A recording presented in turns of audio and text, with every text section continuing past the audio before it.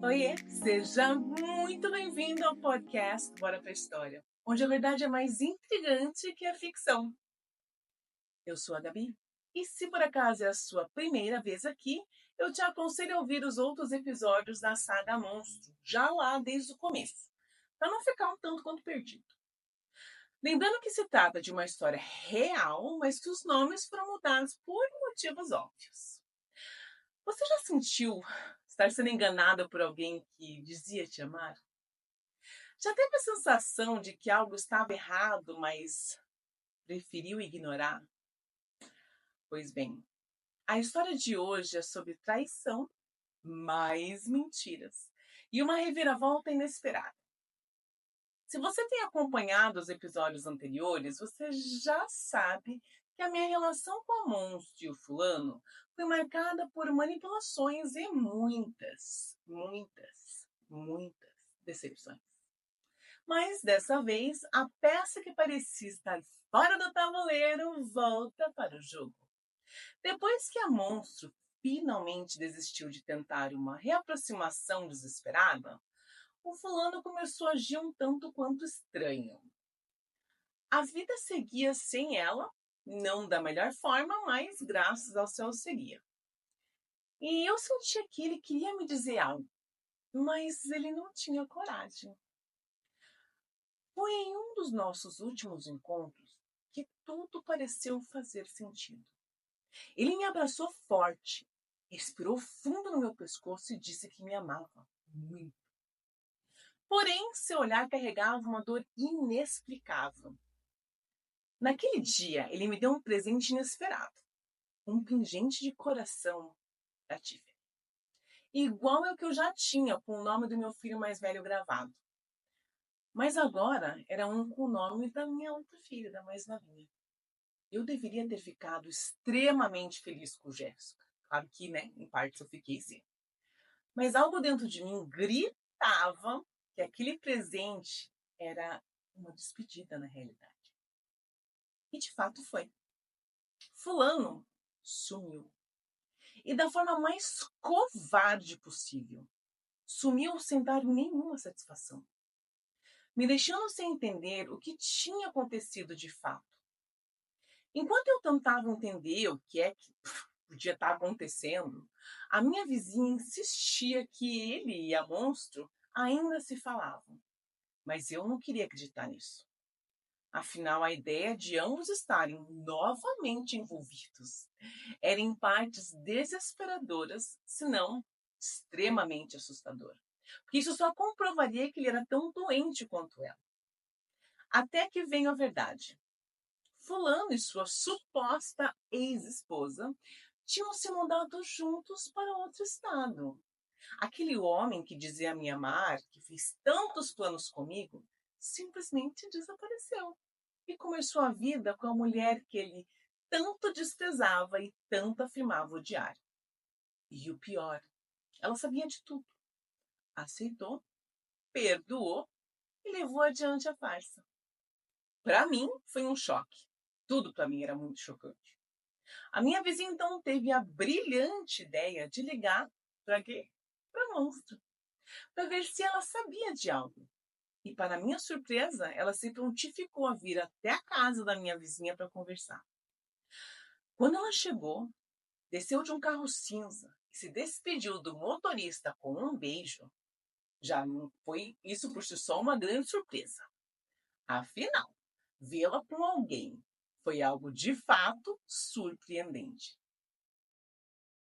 Ela jurou que nunca mais tinha falado com o fulano e que ele provavelmente tinha voltado com a ex porque ele era um baita de um mentiroso. E a família da ex possuía terras e ele tinha investido nessas terras. Então ele não renunciaria ao seu investimento assim tão fácil, independente do que ele sentisse por mim. O dinheiro para ele sempre falaria mais alto. Ela então disse que estava disposta a me ajudar a acabar com ele, caso eu sentisse a necessidade de me vingar. Mas eu claramente não acreditava em vingança. Porque eu acredito que tudo aquilo que a gente faz para o outro volta para a gente. E a gente paga. E foi assim que, de maneira totalmente inesperada e não planejada, a monstro voltou para a minha vida. Sim, me julgue.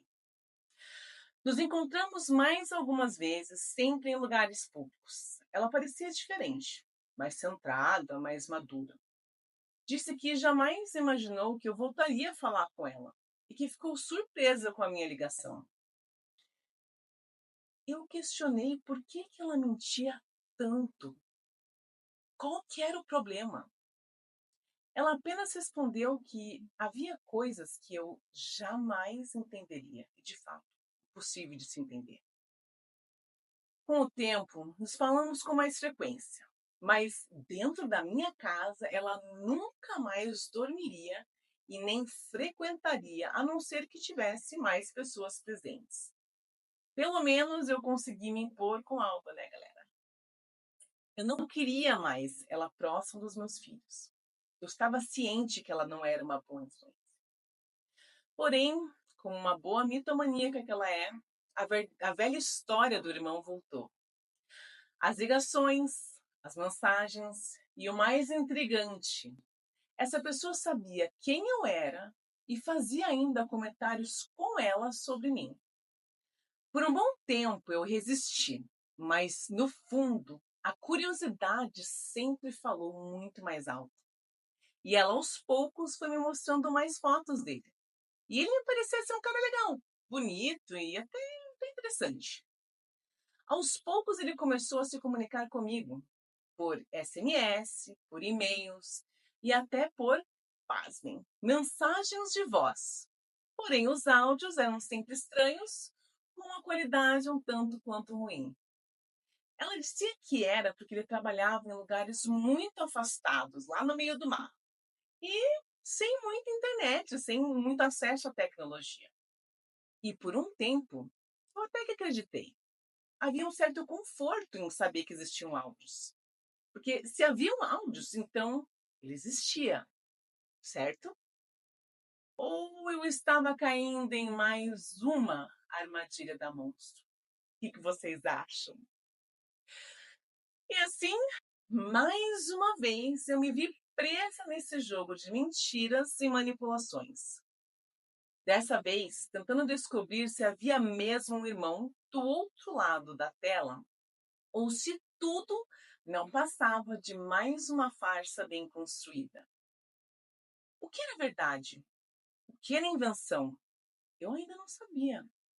Mas uma coisa era certa: a história estava longe de acabar.